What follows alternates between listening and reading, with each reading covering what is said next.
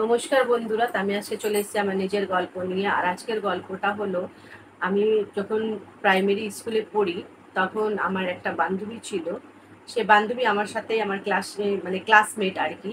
কিন্তু ওর বোন আমাদের থেকে 2 বছরের ছোট। মানে আমরা যখন হয়তো 3-তে পড়তাম তখন হয়তো 1-এ পড়তো। মানে একসাথে এভাবে মানে একসাথে ও দুজনেই বোন মিলে আসতো, মানে যে আমার বান্ধবী তাই নিজের বোনকেও নিয়ে একসাথে স্কুলে আসতো, একসাথেই নিয়ে যেত। এইভাবে প্রাইভেটেও মানে স্কুলেও টিউশনিতেও এইভাবেই চলতো। টিউশনিতে হয়তো এক সময় ওর মানে পড়াটা অন্য মানে চেঞ্জ থাকতো, সময়টা তো হয়তো ও নিজের সময়ের মধ্যে আসতো, এইভাবে করে করে চলছিল। কিন্তু এখন হয়েছে বন্ধুরা, মানে কি বলবো, মানে ওকে নিজের চোখে দেখেছি তো তাই আমার ভীষণ খারাপ লাগছে। সেই বান্ধবীর বলতে গেলে ছোট বোনের এই বেশি দিন হয়নি, 3-4 বছর হয়েছে বিয়ে হয়েছে। মানে বিয়ে হয়েছে, সবকিছু ভালো করেই চলছিল। মানে একটা বলতে গেলে ছেলে আহ, আছে, আর একটা মেয়ে, মানে মেয়ে বলতে গেলে এখন খুব ছোট্ট, 3 মাসের মেয়ে, মানে এতই ছোট। আর বলতে গেলে ওনার স্বামীর মানে জন্ডিস হয়েছিল। জন্ডিসে মানে ট্রিটমেন্ট চলছিল, মানে অনেক দিন ধরে জন্ডিসের ট্রিটমেন্ট। আগে না ওরা জানতেই পারেনি যে ওদের জন্ডিস, মানে উম, কিছু বুঝতেই পারিনি, যেভাবে খাওয়া দাওয়া বাড়িতে চলছে সংসারে সেভাবেই চলছে, কিছু বুঝতে পারিনি। কিন্তু অনেক যখন বেশি হয়ে গেছে, মানে আর পাচ্ছে না থাকতে, তখন হসপিটালে ভর্তি করেছে। তখন ডাক্তার বললো যে জন্ডিস অনেক বেড়ে গেছে, পুরো মানে হয়ে গেছে আর কি, মানে সময় লাগবে ঠিক হতে। কিন্তু সময় তো লাগবে, ঠিক আছে বন্ধুরা, সেটা তো মানুষ বুঝতে পারে যে সময় লাগবে। কিন্তু এমন হয়েছে বন্ধুরা যে স্বামীটা মারা গেছে। মানে এটা মানে কি বলবো, মানে একটা একদম ছোট মেয়ে আর ছেলে, সেটা নিয়ে কি করে যে ও কি করবে আমি তো মানে ভাবতেই পারছি না। আমি একদমই জানতাম না এইসব ব্যাপারে। আমার বান্ধবীকে অনেকদিন পর আমি ফোন করেছিলাম, যে অনেকদিন ধরে ফোন করছে না বলে ফোনটা করলাম। করার পর আমি জানতে পারলাম যে এরকম এরকম ব্যাপার, মানে আমি কিছুই জানিই না এই ব্যাপারে। শুনে তো আমি মানে কি বলবো, আমি বুঝতেই পারছি না যে এরকম কি করে মানে হয়ে গেল হঠাৎ। তখন বলছে যে দেখ না এইসব হয়েছিল, ওরা একদিন বুঝতেই পারেনি, এমন মানে জায়গায় এসে গেছে যে কিছুই করতেই পারলো না, মানে ডাক্তারও ঠিক করতে পারিনি। হসপিটালে 3-4 দিন মতন ভর্তি ছিল, কিন্তু বাঁচানো গেল না রে।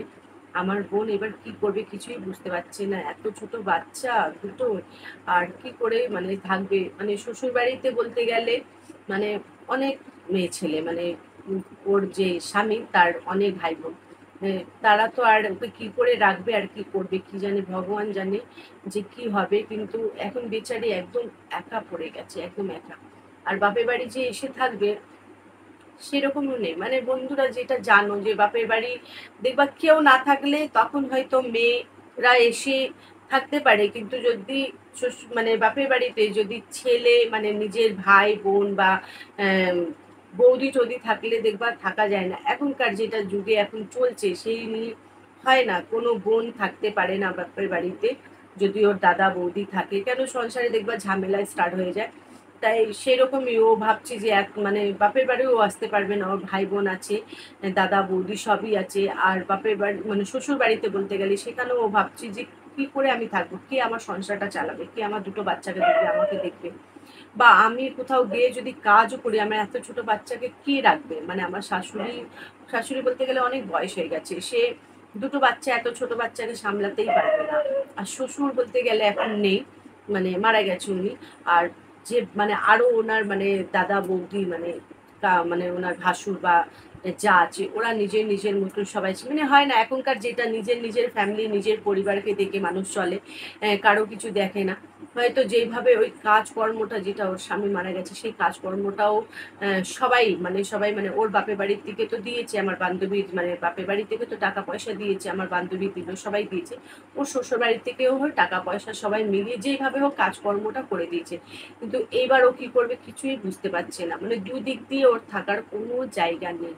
মানে শ্বশুর বাড়িও থাকতে পারছে না, বাপের বাড়িও থাকতে পারছে না, কি করবে কিছুই বুঝতে পারছে না। মানে এমন প্রবলেমেও পড়েছে বন্ধুরা, মানে আমার শুনে ভীষণ খারাপ লাগছে যে ও কি করবে। মানে এই ছোট বাচ্চাকে ছেড়ে তো কোনো কাজও করতে পারবে না, কেউ নেই যে সারাদিন কোনো বাচ্চাটাকে ওদেরকে রাখবে, দুটো বাচ্চাকে কে রাখতে চায় এখনকার সময়। আর এত টাকা পয়সাও নেই যে কারো কাছে দিয়ে যাবে, যে কিছু টাকা দিয়ে ওকে রাখতে দেবে, সেরকমও নেই। মানে এতই মানে প্রবলেমে পড়ে গেছে মেয়েটা, আমি কি যে বলবো। ওকে নিজে মানে হয় না, টিউশনিতে একসাথে দেখতাম, স্কুলে দেখতাম, সেই দেখা না আমার মানে চোখে ভাসছে সেই কথাটা, যে ওকে আমি নিজে মানে বিয়ের সময় আমি যাইনি ওদের, আমার বান্ধবীর বিয়েতে গেছিলাম, ওর বিয়েতে আসলে আমি যাইনি, কেন না নেমন্তন্ন করেছিল, আজ থেকে 4-5 বছর আগে যখন বিয়ে ছিল নেমন্তন্ন করেছিল, কিন্তু সবার বিয়েতে সম্ভব হয় না যাওয়ার, তখন হয়নি আমার ওই রকম। আর ওর বিয়ের সময় না ভীষণ বৃষ্টি হচ্ছিল, ভীষণ বৃষ্টি, আমার মনে আছে সেই বৃষ্টিতে, আর দেখবা বৃষ্টি হলে বিয়েতে যেতে আমার ইচ্ছা করে না একদম, জানি না কেমন, ওই খুব বৃষ্টি হচ্ছিল, তাই আমি গেলাম না। এটা আমার পুরো মনে আছে এই কথাটা, যে বৃষ্টি হচ্ছিল বলে আমি যাইনি ওর বিয়েতে। আর মানে কি যে বলবো, এত খারাপ লাগছে না বন্ধুরা এটা শুনে, যে এই এই তো বিয়ে হলো, মানে দেখবা 4-5 বছর তো দেখতে দেখতেই চলে যায় মানুষের, এই তো বিয়ে হলো এইরকম হয়ে গেল, মানে খুব খারাপ লাগছে, তাই আপনাদের সাথে শেয়ার করলাম। জানি না এখন কি হবে না হবে, এখন কিচ্ছুই জানা নেই, মানে পরিবারের কোন দিকে ও থাকবে, ও তো মানে একদম মাঝখানে ফেসে গেছে, মানে শ্বশুর বাড়িতেও থাকতে পারছে না, বাপের বাড়িতেও এসে থাকতে পারছে না, মানে কি করবে কিচ্ছুই ও বুঝতেই পারছে না। আমি যেভাবে হোক এখন শ্বশুর বাড়িতে আছি, কিন্তু কি হবে ভগবান জানে। যাই হোক বন্ধুরা, আমি এই জন্য এই ছোট্ট গল্পটা আপনাদের সাথে শেয়ার করলাম। প্লিজ কমেন্ট করে জানাবে যে ও কি করলে কি করতে পারে, ভীষণ মানে মানে যদি আপনারা বলেন না, আমি নিশ্চয়ই ওকে একটু জানাতে পারবো যে ও কি করতে পারবে, কেন আমি নিজের থেকেও ভাবতে পারছি না যে ওকে আমি কি ডিসিশনটা দেবো। কেন আমার বান্ধবী যখন ফোন করেছে ও বুঝতে পারছে না যে কি করবে আমার বোন, কি করে থাকবে বাচ্চাটাকে নিয়ে, আর কি করে সংসারটা চালাবে নিজেরটা।